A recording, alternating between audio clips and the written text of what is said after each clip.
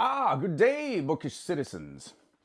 Cormac McCarthy once quipped, "The ugly truth is, books are made from other books." Now, the literary term for this sentiment is intertextuality. So, anytime one novel is in direct conversation with any element of another novel, or a host of novels, or poems, or works, or a writer is splicing into the DNA of their novel, the DNA of any other work, intertextuality occurs.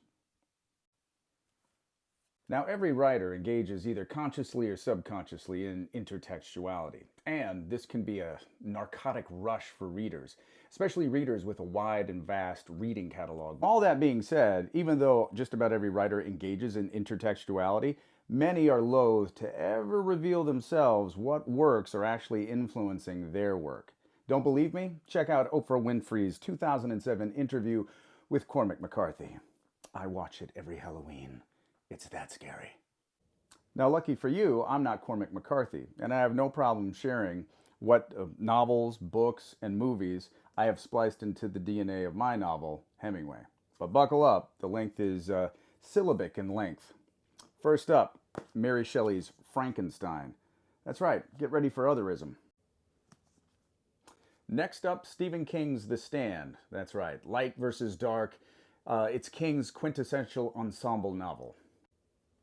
Next, John Gardner's Freddy's book. This is where I got the whole idea for a novel within a novel. Now for this next one, some of you may be saying, oh, come on, isn't what you're writing in a high school? Doesn't matter. Melville's Moby Dick is in there. Also as well, I know some of you are thinking, all right, when is he going to start talking about Cormac McCarthy again, because he's got it on the brain, and I do. And some of you might be thinking, oh, it's about violence, so there must be Blood Meridian. But nope. The Crossing's in there, though, all right? And it's in there a few times. So thank you. Thank you very much, Cormac McCarthy. Next up, Sir Thomas Malory's Les Morts d'Arthur. Yes, that's right.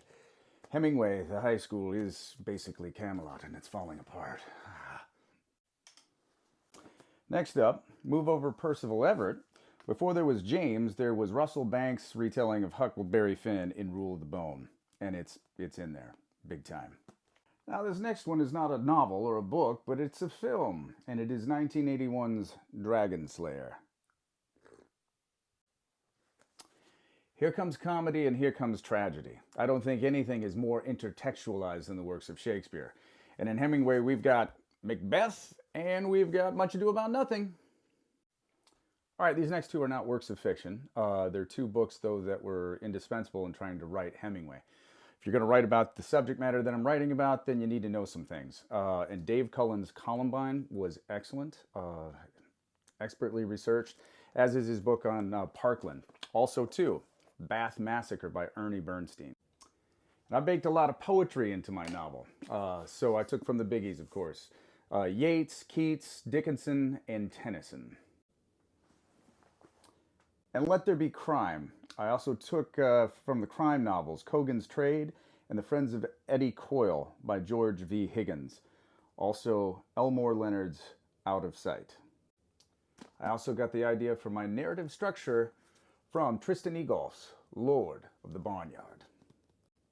Now these next two might seem pretty out of place in a novel like mine, but it's definitely there. And so anytime that you're going to write any scene between two people that may or may not have a little bit of something between them, you have to have the works of the master in your belt. Jane Austen's Northanger Abbey and also Jane Austen's Persuasion. I took stuff from both of these. She's the master. And then finally, I can't show you this book in the flesh because my sister-in-law still has it, but it's Michael Faber's The Crimson Petal and the White. Once I realized what I wanted to write about, I was milling around for quite some time trying to figure out what is the best way to actually tell the story that I want to tell. And as I was reading Michael Faber's Victorian novel and just some of the things he was able to do in there and some of these little narrative tricks I've never seen before, this is the big-ass novel that inspired me to write my big-ass novel. So there you go. I'm Nate Cleveland, and this is Book City.